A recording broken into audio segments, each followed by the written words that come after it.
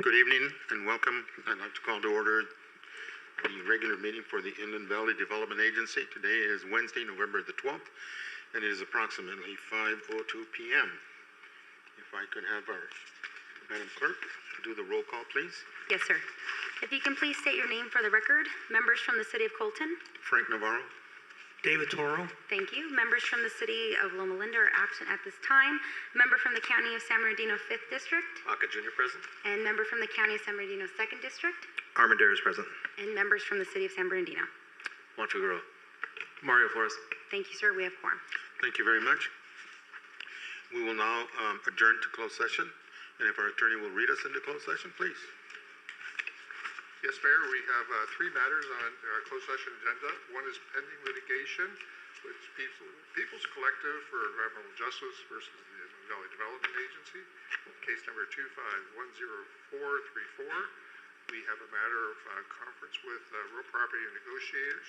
Our negotiating party is Mr. Burrs right over here. The other party would be Betty Liu from the Transportation Security Administration. The third matter is, again, a real property negotiation matter regarding 11131 East Mill Street. Mr. Burrows is once again our negotiating party here, and we have Terry Thompson from the County of San Bernardino would be the other Thank you, party. Madam Clerk. Have you received any requests to speak on closed session items? No, sir, we do not. Thank you very much. We will adjourn. We shall return shortly.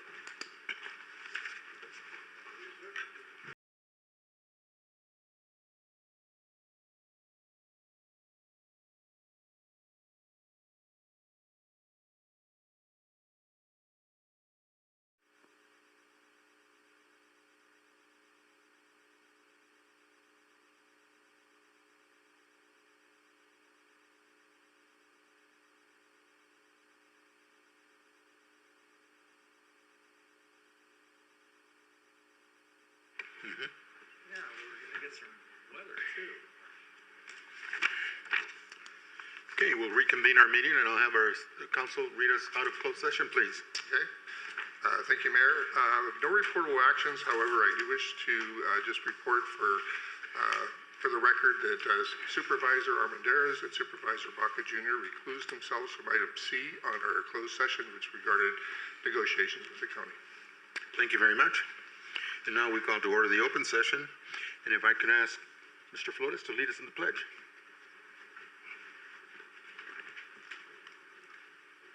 Please place your right hand over your heart. Ready? Begin. I pledge allegiance to the flag of the United States of America and to the republic for which it stands, one nation, under God, indivisible, with liberty and justice for all.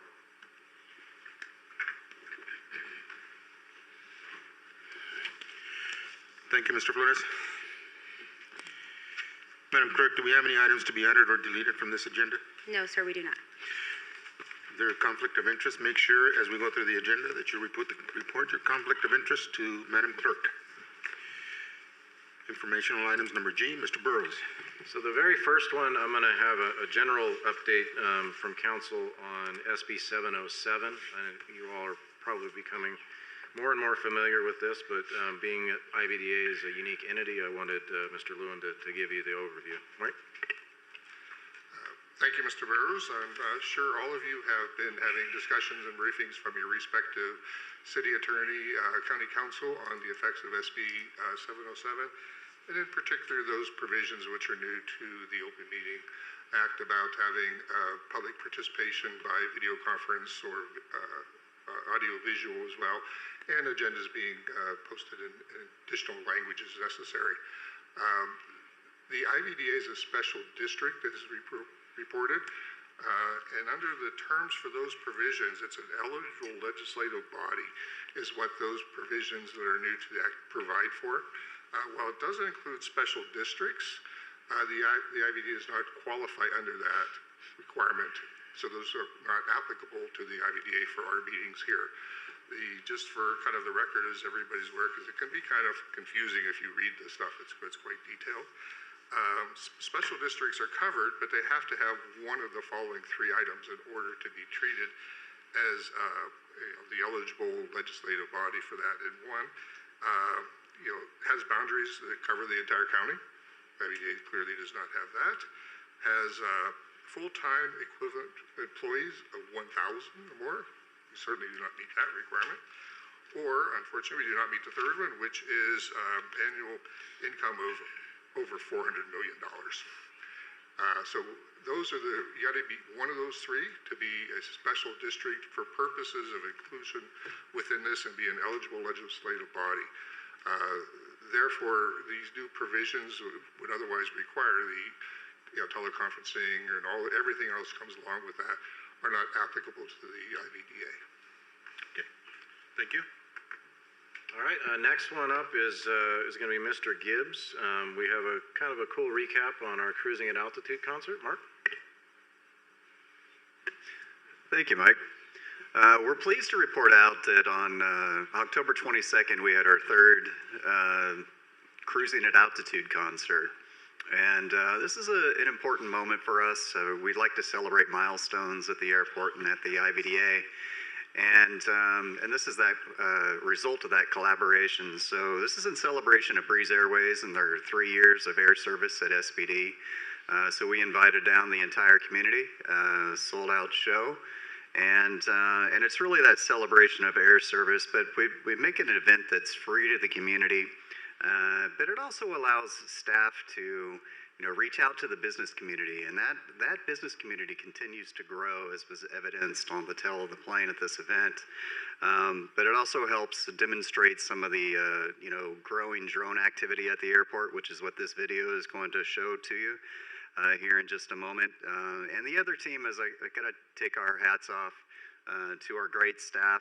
It's really a team lift that goes above and beyond their normal day-to-day activities, and to put on an event like this takes a lot of resources. So we're very pleased to share with you the results of this, and I think this video captures a lot of that.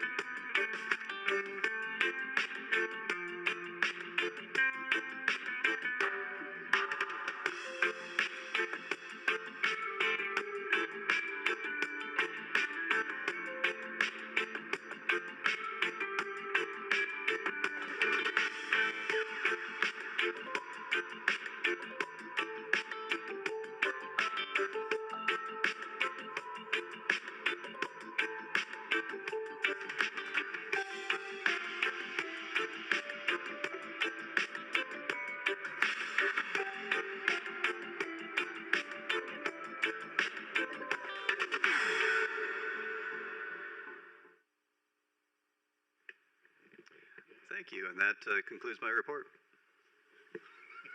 Well, we have a lot more than that where it came from. So Amber's got her hands full working with the team to slice and dice these because we got a ton of footage. But thank you, Mark. So next one on deck is another update on our UAS Center at SBD. As you've seen in my updates, our partnership with the state of Virginia is official. And particularly our primary partner in this is we have a contract with a group called GCALS, which is a consortium of their community colleges who have also partnered with private industry. So particularly the energy and utility sector, that's the end customer of our efforts to franchise the program and help them stand up a similar training model to what we've built here at SBD. It's up to a 3-year project. We hope to do a little quicker than that. And we've got great support from the state of Virginia, from their legislature on down to their Department of Aeronautics, who is a mighty team. I was very impressed with them, and Ms. Benson's got her work cut out for her. So you see a couple little nuggets in the budget adjustment coming up to be able to pull this off. But we're probably right after Thanksgiving, I would say. We're going to hit the ground running back there in Virginia. So good. And then last but not least, grant initiatives. Not that you haven't heard enough about government shutdowns, but I do want to just advise that we've been more fortunate than others when it comes to, being able to handle our grants and active projects. The one agency that is impacted on our side is Department of Commerce. So we do have a delay in the grant reimbursement for our Sterling project because folks are not coming to work. We, of course, are hearing what you're all hearing, that there may be a temporary fix as early as this week, but we need them back to work in order to get Mr. Cousin a reimbursement. So we're tracking that carefully, but on the FAA side, on the airport, we're good. Thankfully, over there is going, but EDA is impacted. So, and then last but not least, you'll be getting a printout here shortly of the 2026 agenda calendar for the coming year. And then if you do note any conflict dates on that, Jillian will be working with us on any particular, areas where you may want to go dark again in July, those types of things. Just shoot us a note if you have questions or ideas on that. So, hey, speak of the devil. So for the December meeting, currently next month's meeting is before Christmas. So hopefully we can still have that one. If you do find you have conflicts with the holidays, please just let me or Jillian know, and we'll work with you on that. And with that, that concludes our report. Thank you, Mr. Burrows. Any comments or questions from commissioners on this item? Any of the 4 items? Okay. Moving on to the agenda, board consent items. That's items 3, 4, and 5. Baca Jr. moves. Second. Fred Charette moves. Baca Jr. second. Thank you, sir. We have a motion by Member Charette and a second by Member Baca. Please state your votes for the record. Member Navarro? Yes. Member Baca? Member Armendariz? Member Toro? Yes. Member Charette? Yes. Member Figueroa? Yes. And Member Flores? Yes. Thank you. The motion passes unanimously. Thank you very much. Moving on to board action items. Item 6, consider and adopt the proposed budget adjustments for fiscal year 25-26. Mr. Costello, if you would please, sir. Thank you, Mayor. This action is to consider and adopt a budget adjustment of expenditures and capital outlays in excess of revenues in the amount of $125,000. The impact on the general fund is $200,000 of expenditures in excess of revenues, of which $100,000 is for capital improvement projects and a $100,000 increase to support international trade. The impact on the UAS Center at SBD is $75,000 of estimated revenues in excess of expenses. Revenues are coming from a $100,000 grant increase from the state of Virginia to the UAS Center at SBD for workforce development projects. And as far as expenses and capital outlays, we have a $50,000 increase in the UAS Center at SBD Norton Test Range for capital improvement projects related to the property improvements as far as grading and possibly exfill or infill of dirt. A $100,000 increase in general fund professional services for the FTZ plan updates and international trade professional services. A $25,000 increase for the U.S. Center at SBD sponsorships to increase the center's recognition and marketplace, as well as enhancing our partnerships. And finally, a $50,000 increase to fund anticipated initial design services to update and improve DFAS 1. And that concludes my report, and be happy to answer any questions. Comments or questions from commissioners? Baca moves. Charette seconds. Thank you, sir. We have a motion by Member Baca and a second by Member Charette. Please state your votes for the record. Member Navarro? Yes. Member Baca? Member Armendariz? Member Toro? Yes. Member Charette? Yes. Member Figueroa? Yes. And Member Flores? Yes. Thank you. The motion passes unanimously. Thank you very much. Moving on to item number 7. This is to approve amendment number 1 to the professional services agreement with Hernandez, Kroon and Associates, Inc. in the amount not to exceed $22,271.25. And this is Mr. Jeff Barrow, please. Yes, thank you, Mayor. On August 10th, 2022, the Inland Valley Development Agency, entered into an agreement with Hernandez Group and Associates for $582,009 professional service for the Sterling Project 2020. The increase of $22,271.25 is needed to continue their services. Approval of this amendment for number one, professional service agreement with Hernandez and Associates will provide those additional services to not to exceed $22,271.25 and authorize Chief Executive Officer to execute all related documents. These services were part of some inspections much needed to cover the city's inspections that were not and taken into consideration when we did the project. So this will help us complete the project and close it out. Staff recommends the board approves the above recommended action. Thank you, Mr. Barrows. Chair will entertain a motion. Second. Baca Jr. moves. Baca Jr. moves. Second. Second by Mr. Flores. Thank you. We have a motion by Member Baca and a second by Member Flores. Please state your votes for the record. Member Navarro. Yes. Member Baca. Baca Jr. aye. Member Almendarez. Member Toro. Yes. Member Charette. Yes. Member Figueroa. Yes. And Member Flores. Yes. Thank you. The motion passes unanimously. Thank you very much. Moving on to item number 8. This is to conduct a business plan update workshop. Mr. Barrows, please. Yeah, and before I jump into that, I'm remiss, on your dais are a couple of little trinkets from our partners at Breeze. This is Kindness Week, and we are going to be working with them on some thank you messages and giveaways at the terminal. Ms. Casares is out at UCR right now, getting the word out on our service, and Breeze continues to be a great partner. So, now the workshop. We got a couple surprises for you. So if you go to the next slide, Jillian. So this is what we got on store for you. So I've got a very special guest here today. He happens to be my professor from my alma mater at Drucker. So he knows all my secrets and tricks. So he'll hold me to task, I promise. But I'd actually like Jay to come up and just give you kind of an economic outlook. He's a finance guru and an economics guy, so he should know what he's talking about. Dr. Jay Prag from CGU.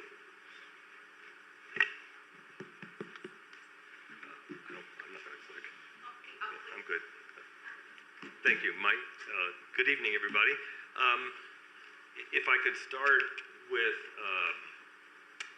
personal message. This is the second or third time I've been out here doing speeches and visiting the facility, and it's easy for people who are involved in this to take for granted what you've accomplished. From an outside set of eyes, in the eyes of a business professor, you all deserve a tremendous amount of credit. Congratulations, really, for what you've done here. This is not something that was easy to do. It's just a matter of poking around to see that many former military bases got repurposed into nothing. There's zombies, they're vacant, useless spaces. And this place is incredible, absolutely incredible, and with potential that it's hard to see the end of. So a little congratulations, pat on the back for your organization, really very well done. The economic outlook, the regional economies, the Inland Empire are okay. Okay is the right choice of words here. The numbers that are available for, well-known reasons are few and far between, but unemployment in the region is a little bit higher than it is in the state as a whole, and all of that's a little bit higher than it is nationally. Our regional economy, the County of San Bernardino, County of Riverside, and most of the adjacent areas tend to have higher unemployment because of what economists call frictional unemployment. People change jobs a lot out here. And so that trends unemployment up a little bit, and it's typically not something to worry too much about. Overall unemployment in the country is a tiny bit higher than it was fairly recently, but it was at historic lows prior to that, and I don't personally think there's anything remotely resembling a recession coming for the country, the state, or the region. So I think things are in good shape. The short-run economic outlook for our region largely revolves around the economic uncertainties that are, even as we speak, and I've been checking my phone every few minutes so I could report news, unwinding, the uncertainties around the government shutdown, the tariff and trade issues, which look like they're settling into a comfortable spot. The post-COVID inflation has come almost down to normal. Interest rates are starting to come down. And all of those things are very good for our regional economies, and in particular for our logistics industries, our construction industries, and a lot of the other thing that keeps us humming out here very nicely. So I think the end of the year will pick up. I think next year's is looking good. As near as I can tell, I will chime in a little bit on somewhat longer term economic issues. You know, the word of the day isn't a word, it's two letters, it's AI. And I think that AI is something that we need to, as policymakers and policymakers who are interested in economics, think about, not worry about, but think about. AI-based programs have already started to take jobs away from outsourced service sector jobs in other countries, in India and China and some of the places that people have been outsourcing things like call centers and those sorts of things. It's really just a matter of time before that starts to impact the service sector jobs here. And some of our better jobs for working class people here are service sector jobs in healthcare, in education, in logistics. I know a lot of people say it isn't going to be the end of the world, but it is going to cost some people jobs. And these will be people with good work experience. These will be people with good work ethic, but their job is going to get replaced. Now, I don't know that that's something to worry about next year or you know, I don't know how far in the future that is, but it's not as far as we think. So what we need to think about as policymakers and, you know, pontificators is what should we do to take care of that? And the answer is economic diversification. The answer is bringing in new jobs for people who are willing to, you know, relocate into new industries and things like that. And going back to my initial congratulations to you all, as we drove around and looked at the facility, this place cries diversification. This place has the ability to grow into almost anything you can imagine with the space, the infrastructure, and the other things that are here. So I do think that this will be part of the solution to a problem that's coming in the not too distant future because of our technological innovations. But at least in the near term, I think with all of the resolution of the uncertainties, things are going to be even better than okay for the next couple of years. Happy to take questions. Okay. Thank you, Mr. Prager. All right, now if you will permit me, I'd like to give you kind of the soup to nuts background to get you teed up for round 2 or volume 2 to get us to a business plan. So I'm going to go down to the podium on this one.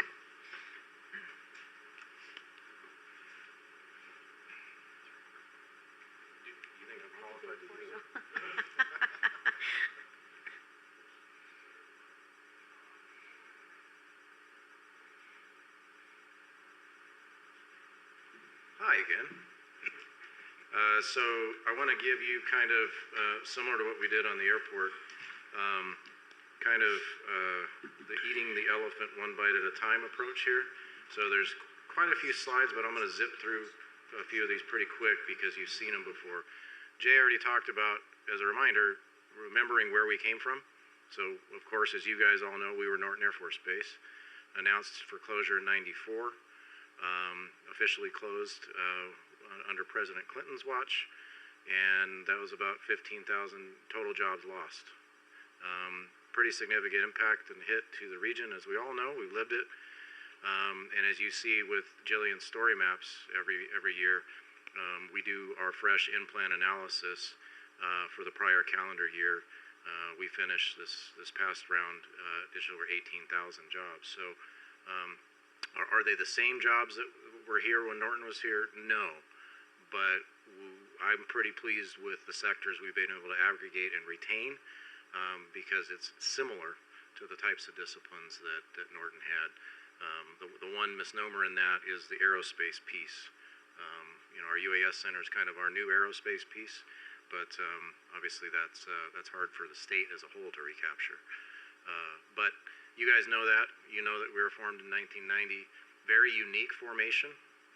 I don't know that a lot of people recognize how vital the state was in being able to allow us to transform this base.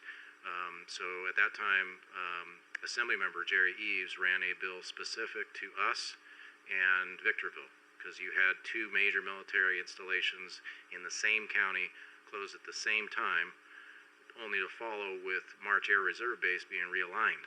I mean, you can't hit the Inland Empire harder than that. And oh, by the way, have Kaiser Steel leave right before it.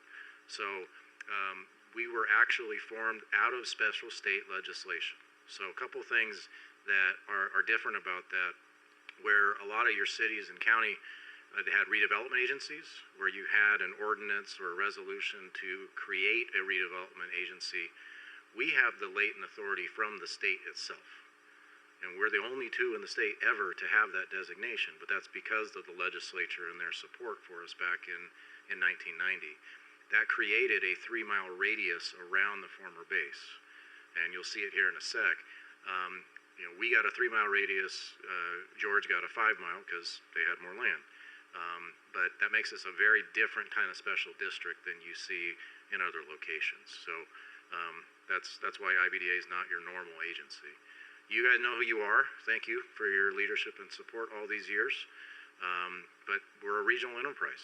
You boil us down into the ingredients. We're a regional joint powers authority or regional special district. And that's how I try to explain it to folks in the community that may not know what the hell an IVDA is. That's the 3-mile radius. So it was also our redevelopment project area. In our case, it's both and.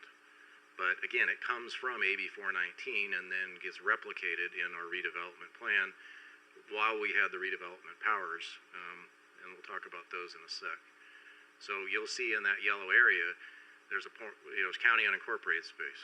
There's Colton, there's Loma Linda, there's San Bernardino.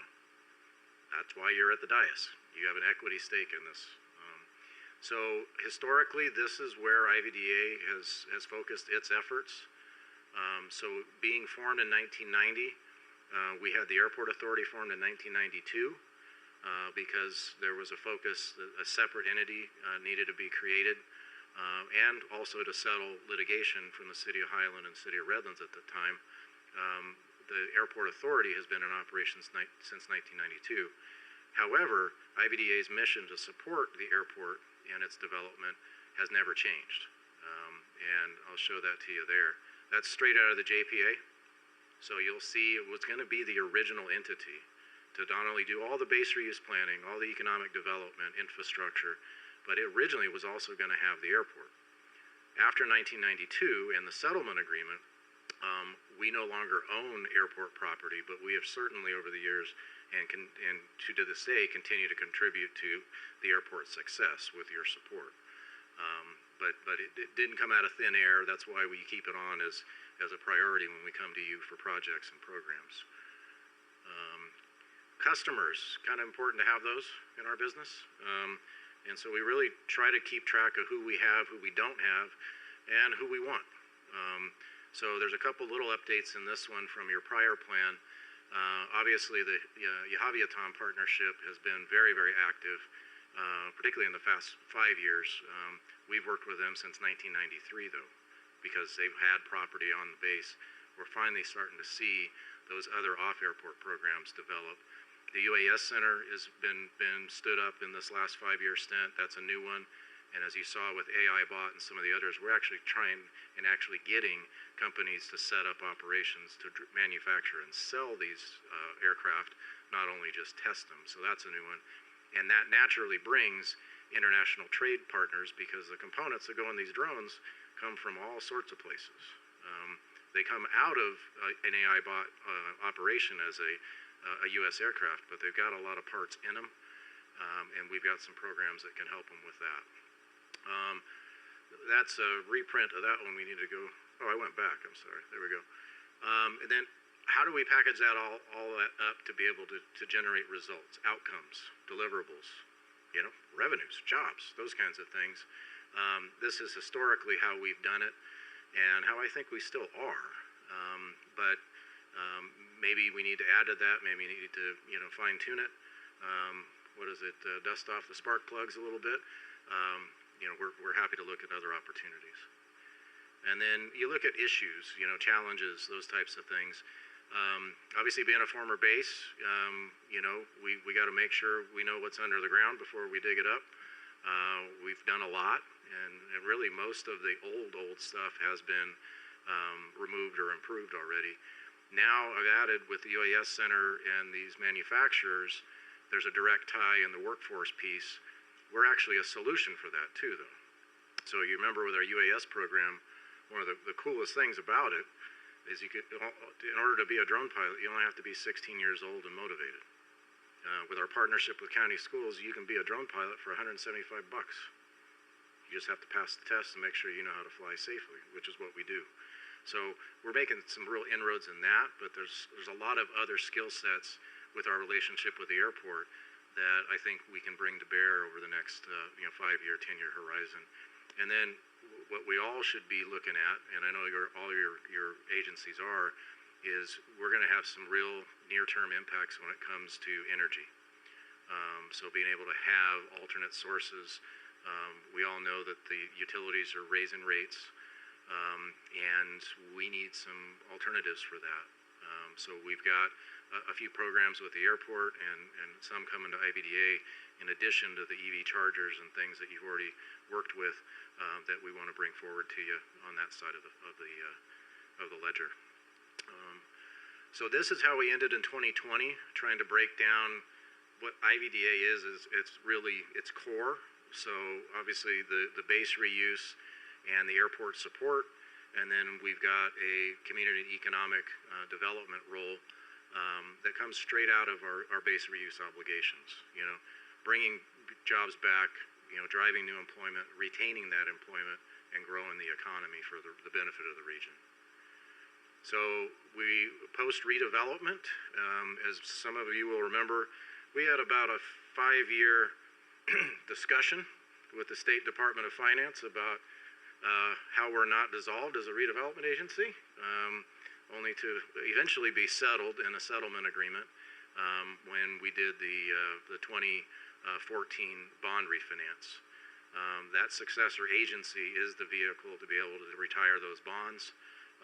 Mr. Cousineau has to go to the oversight board twice a year to make sure our bond payments get paid and our administrative costs are covered. And that continues through 2045 at this point. The JPA is a separate component. So think of the successor agency as your former RDA. Think of the JPA as your city or county. That's the correlation. And so those programs don't go away. That's why you're still getting grants and you're still doing stuff. This is what it looks like on the debt service. So as the assessed value climbs, we eventually pay off enforceable obligations. Really the bonds, administrative costs, and a few vacant land parcels are all the entity and the successor agency has left. And then it's fully serviced and retired by 2045. If we so chose, we could probably upgrade our rating right now. Mr. Cousineau and I get contacted quite often by S&P. I would guess we're probably AA close right now. If not, maybe a bump above. However, being that these are fully amortized and secured, there's not a whole lot of reason to go through all the issuance costs to do that. I mean, we get hit up from time to time, hey, refi it. Well, why? I mean, we've got a good product. We've got a good set of bondholders. They're happy. Our coverage is beyond good. So this is kind of a sinking fund, if you will. Where does the IVDA JPA get its money? Well, any way we can. That's the honest answer. Primarily from lease revenues. As you all know, with your upgrade to our development agreement with Hillwood, we do get participation payments from them, profit participation in the projects that they build. Obviously, Northgate next door here is the next one on deck. We have in the past had bond proceeds. We currently do not. Doesn't mean we won't. And then, as you see, lots of grant work. Particularly our capital program is heavily concentrated in grants. And then we have some licenses, operating permit fees that trickle in from time to time. You know, sewer fees for the sewer system that we still have, and then permitting fees. So in 2020, the two focal areas that we ended on were economic development and then infrastructure. Those are kind of the breakouts of what we saw in each of those two areas. Today, you know, if you asked, I'd add a third one, which would be the UAS Center, because that's our newest enterprise and it's kind of its own thing. But that's something we can talk about as you get feedback. This is where we are in the planning process. So our current plan comes up here in 2025. We're almost done with 2025. That's why we're throwing this in on your lap right now. And we're looking at what's next. So the current plan structure is this. So you have a business plan. On your dais, you have the detailed sections of the breakouts of all of the 5-10-year planning, infrastructure, projects and programs. And then we were able to add on this one a little legend that talks about what we finished and what we didn't. And that got, so with little boxes in red there show you that. I need my glasses to read it, but it's there for you. And then the action plan that I throw at you every board meeting is a 6-month snapshot look ahead of that big picture. So that's kind of where we are at present. Obviously the structure can change and adapt given your directives, but that's how we've been operating recently. So economic impact, this is straight out of our bond disclosure. So assessed value has risen steadily year after year after year. Double-digit increase this past year again. So that's another milestone at $12.6 billion in total assessed value. This is what it looks like year over year. So as you see where we were in 2014, you see where we are now in 2024. And that's kudos to our business community and you know the folks living and working in our project area. They're paying their tax bills, and they keep doing it. So thank your businesses, thank your residents for doing that. Job creation, that's where we ended up. There's your year over year totals. You see back in 2010, we were happy to get over 4,000. I think we had cake and a party for that. We've come a long way since. And what's in those 18,000 jobs? Well, the cool part is for the last 3 years, I get to put a red box around air transportation because that's our second fastest growing sector. If you would have seen it in 2010, it would not even be on that top 10 list. Never would have been on the chart. So obviously e-commerce is the top one, and we've got a lot of that still. But you see the economic output, 3.7 billion out of that direct employment. And thankfully, you know, businesses, you know, that have come in, hired, continue to keep their people for the most part. Can't say enough about this. Public-private partnerships were something that was kind of a new term when I was in school, right? Not anymore. And so our Hillwood partnership has been nothing but stellar. They continue to exceed milestones, and we're really fortunate to have such a strong partner in the Hillwood team.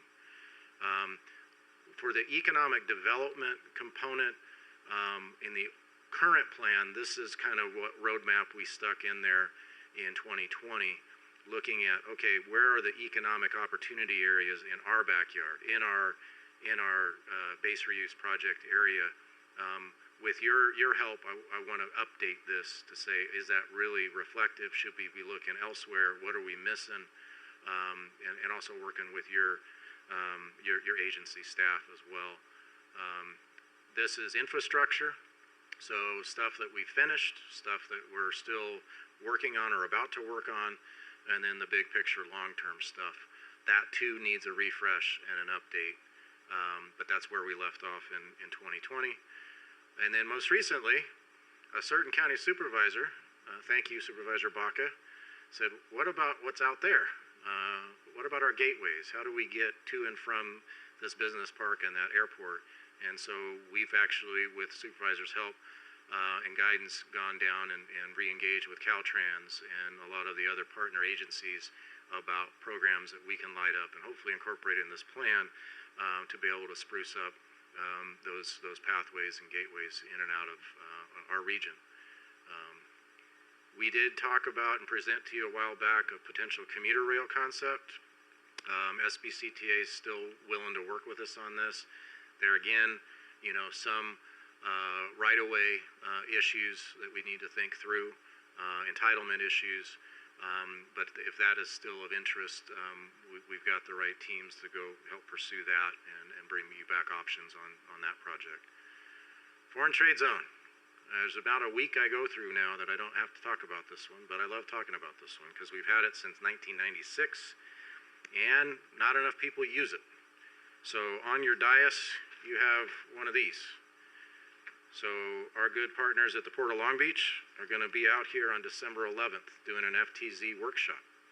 So if you have businesses, you know, companies in your community or in your phone that you think might have an interest in learning, you know, how to cut through the red tape and avail themselves of FTZ or bonded warehouse benefits, we will have the Port of Long Beach here with their entire team in the International Terminal on December 11th. You're all invited. Please tell your staff or anybody else you think would be a good fit. They're coming to our doorstep because they want to light this thing up in a big way. Great team, great team. UAS Center, this is new. Obviously, we started this in 2020 in the middle of COVID. We've added to it year over year over year. The new grant with Virginia is a good example of that. As far as the training component, we are booked a year out right now. 1 whole year out. And Kim and I probably wouldn't have seen that coming back in 2020, 2021, when we were literally coercing people to try out the program. Had our own staff do it, so, you know, captive audience. But it's gone real well, and it's no pun intended, taken off. The search and rescue first responder community remains a focal point for us, especially with our U.S.-made drones.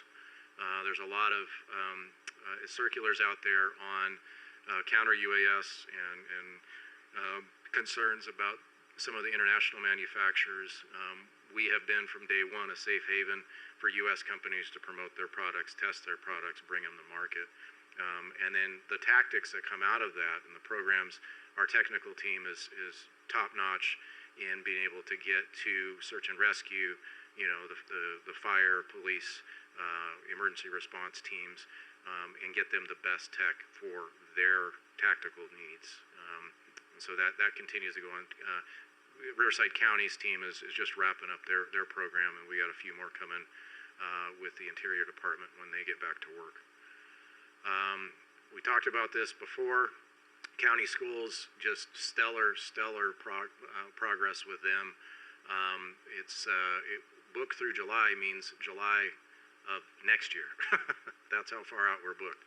And we also developed the trainer program for nonprofit community. So this one's in South Central Los Angeles. And so this year they will start training their own pilots down there in East LA, which was a first for us. Test range is just a really cool experience. It changes quicker than I can keep track of sometimes. But this is a very unique program under University of Alaska Fairbanks FAA designation, and we can fly the big stuff. We can fly autonomous, we can fly beyond visual line of sight, nighttime, in an 11-mile corridor. So we're the only one in Southern California with this capability. That little logo there is now trademarked, so now I can talk about it. But this is, I think, going to be something that opens doors for tomorrow's aerospace technologies. I mean, you see it with AI bot. There's more behind them in the wings that want to get out here and bring their products to market. But hopefully also then we can then combine efforts to make sure that they're locating support and manufacturing facilities here in the Inland Empire. Internationally, we continue to maintain our partnerships overseas. And, you know, the test range is just yet another piece of that to be able to showcase how you can do this safely and properly across the entire market internationally. And Kim does a great job of keeping us up to speed with all of these partners. Educational affiliations, obviously you don't do workforce development in a vacuum. You need to make sure that you're actively engaged with your educational providers. And I got to say, you know, all the years since we started the school district pass-throughs on the RDA side, on down to now even the UAS Center with Embry-Riddle and some other new ones. CBU is a recent one that Mr. Gibbs got us. This gives us a lot of bandwidth out there to be able to make sure that we're not missing the boat when it comes to workforce development. So industry clusters, this is traditionally where we've looked at. You know, again, this may need a refresh and update. We've added, you know, companies like AIBot, BurnBot, which is a autonomous robotics technology for cutting fire breaks and other wildfire mitigations, and then of course the Norton test range. And then last but not least, we need to you know, work on, you know, chapter 2 here, which would then align maybe 1 to 3 focal areas for your key you know, areas of interest or focus for the organization. And at this point, I'd like Jay to come back up, and we'll field any comments or feedback or directions from you, and go on to chapter 2. So, Jay.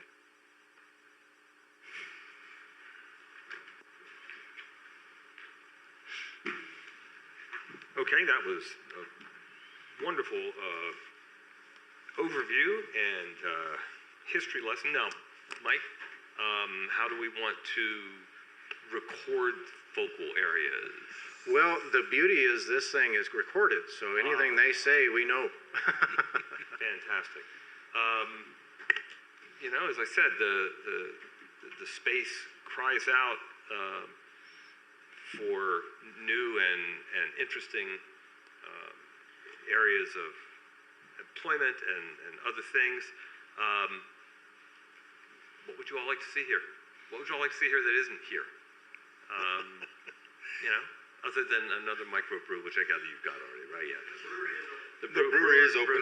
Brewery and airport is just so well aligned. Yeah, I think that one of the focal points that I would bring for discussion, or just to say it, is that we already have you know, a commercial service for passenger service, but I would like for us to focus more on that and make that a focal one point to continue to reach out. I know that Mike and Mr. Gibbs, they do all the outreach from the airport along with staff to try to bring those services in. But I think what we need to also, in that number right there, as a slash, collaboration with the FAA to get our CBP people out here. And we need to add another slash, and that would be collaboration with our electeds in Washington, D.C. that can help us push the question through and hopefully get an answer to our ask. That makes perfectly good sense. It is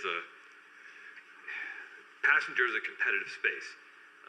There seems to me there's a competitor in this space not far from here.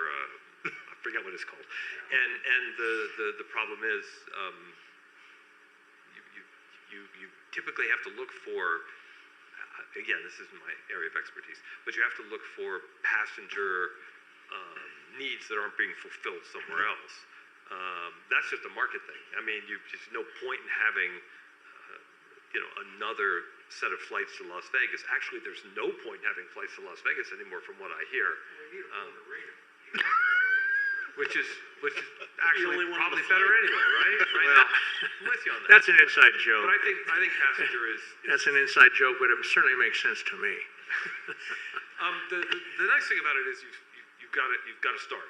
You know how to do it. It's just a question of finding new partners, and unfulfilled players, people that can't get what they want out of the other available airports. AI, of course, is the big buzzword right now, and I'm hearing that it's taken 50 or 100 acres to build one of those things, and they're building their own power plants, and they're creating nothing but jobs and economic development.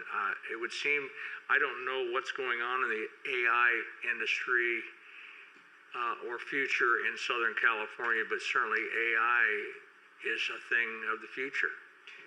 It is. It requires a lot of power, a lot of electrical power and things like that. And we were talking about this before the meeting.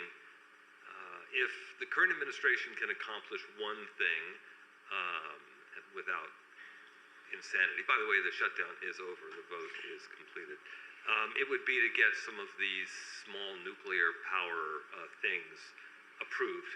And then you could do AI and crypto and all of those power-hungry things anywhere. But we can't do it here now with the cost of power here now. I shouldn't say can't. You're suggesting it can't really be done right now without support from the federal. If memory serves, Riverside has its own electrical. I don't know how they do it, but they have their own utilities, right? Yes. I suppose it's possible to think in directions like that. But am I hearing that they're building power plants? These companies that are doing the AI, they're building their own power plants. They are. And so isn't that something that we can go after a company that's going to come in and they're going to do all the work? We just provide the jobs and provide the location and provide the property.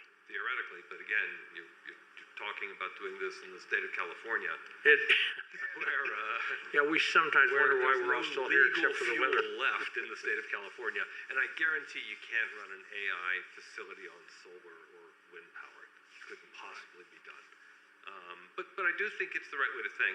It's the future, for sure, and it's going to happen somewhere. It might as well be somewhere that has space and interest in doing it. So, absolutely something to look at.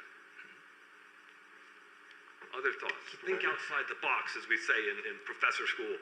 Absolutely. Well, I'm going to challenge you, Professor, in regards to your flights. I know you mentioned that, flight to Vegas probably doesn't make sense in this market probably today. But one of the things that, I've had conversations with Mike, and I know that we got a consultant on hand to look at is just our flights to Mexico, just based on the demographics.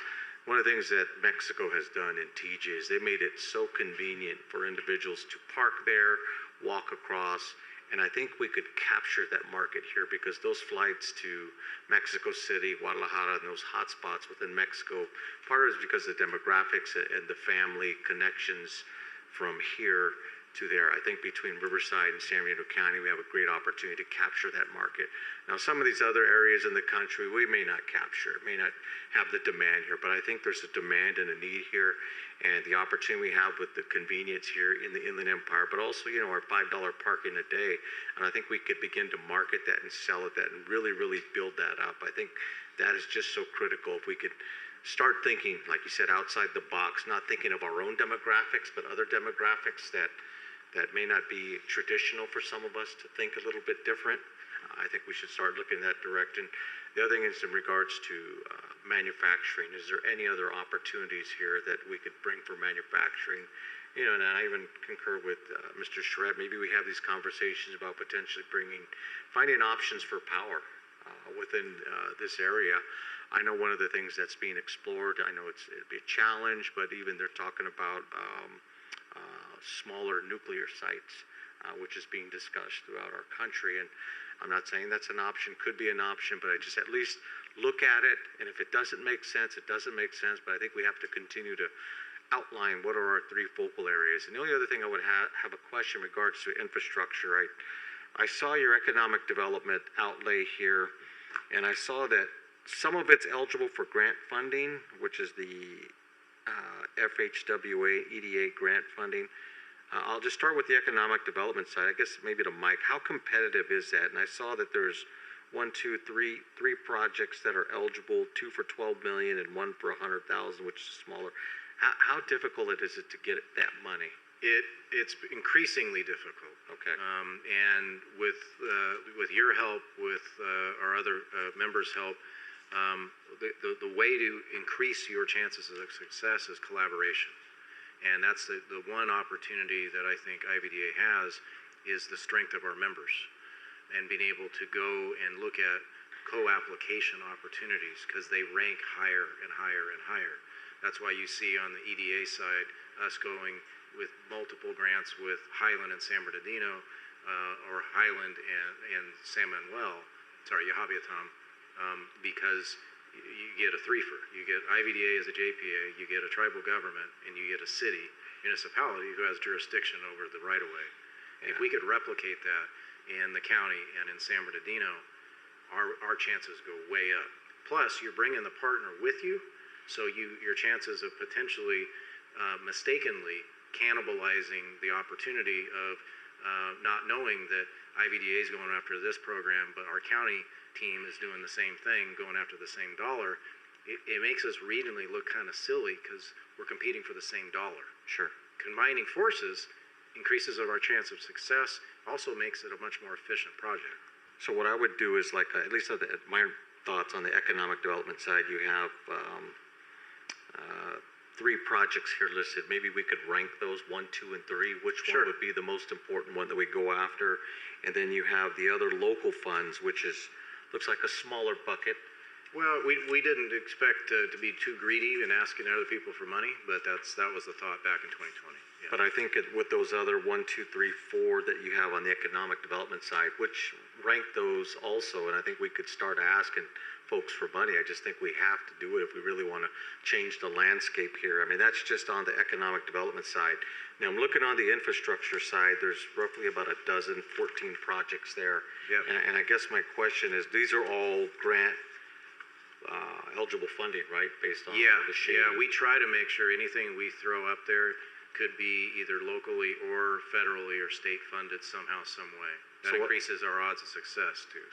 So what I would do is also rank these in order. Which do you think, as the experts at the airport? I'm not an airport expert, but which of these are important? We should start ranking these. All right, we're going to go after A, B, C, and D in this order. I think bringing a ranking to this board, and maybe it's something we can get behind and rally behind. Yeah, no, happy to do it. Happy to do it. Okay, and then just on the other thing, I was looking at your infrastructure, and I believe it's on page 64 on mine. You had a project some which are being done, long range, midterm, near term, and then your completed projects. I saw you had from 3rd Street all the way to Highland, Del Rosa Avenue. I know part of that weaves in and out of the city of San Bernardino, but it's also in an unincorporated area.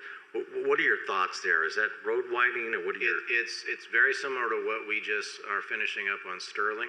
So it's the full width road widening, all the utilities, drainage, infrastructure. We master planned that and designed it back in 2009.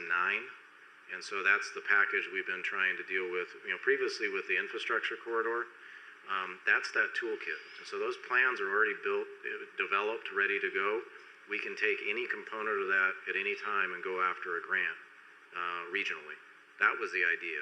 Okay. And that's why it's kind of moved further and further up the list. Originally, we had a Tiger grant for that whole space, that 5th Street corridor particularly, and unfortunately lost the funding. And we've been fighting like hell ever since to get back and get pieces of that built. So the drainage, the City Creek, all of that folds into that sort of corridor opportunity. Yeah, if we could I would just like to see what the scope would look like, the price point, or what it would cost. I'm sure it's more than it was back in 2009. It was $29 million back then. I would expect almost double that now. Okay. But we'll cost it and bring that back. Yeah, and another thing I could think of too is maybe we can't do it all at once, maybe in phases. We can do pieces of it, and just kind of chip away at it and just, hopefully eventually get to the end goal. Yep. No, thank you. So we'd be happy to do those updates and the rankings.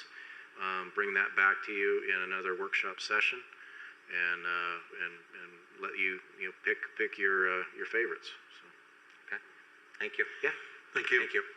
Anybody else? Any other thoughts? I have one. Nobody's gonna like it. One of your partners has a lot of experience in gambling and hospitality. And it's a whole different set of jobs, but it's a lot of jobs. And there aren't a lot of, how do I put this, casinos nearby, and nobody wants to go to Vegas anymore. It's priced itself out of most people's, when they started charging for parking, they lost me. I thought, well, then you don't want me. You're charging me $20 to park my damn car, then you don't want me there. Look, there's things that you can do with the land that you've got that is literally outside the box, and some of your partners know how to do it and do a pretty good job at it. I'm not necessarily literally suggesting that, but that's the sort of diversity that you can think about given what you've got to work with here. So sometimes high tech is the way to go if you can do it, sometimes old school. Every once in a while that actually clicks more, checks more boxes. Again, there's things you can think about that might actually work better and might actually be easier to get done. You never know. So there you go, Mark. Jay wants slots in the FBO. Well, look, it goes with the microbrew. Come on. I mean, Go to all right. war on that one. Yeah. Thank you very Right much. next door to Above and Beyond. Yep. All right, well, that's a lot to digest. Thank you for your patience on that, but we wanted to get you caught up to where we are today, and then happy to move on with a looking forward presentation at your next workshop. Okay. Thanks. Thank you very much. Thank you. And thank you, Dr. J. Thank you. Mr. Craig, thank you very much. Jay, thank you. Madam Clerk, any other deferred items to the agenda? No, sir. Any public comment requests? No, there are not. Thank you very much. Board member comments? Seeing none, hearing none? We are adjourned. Happy Thanksgiving.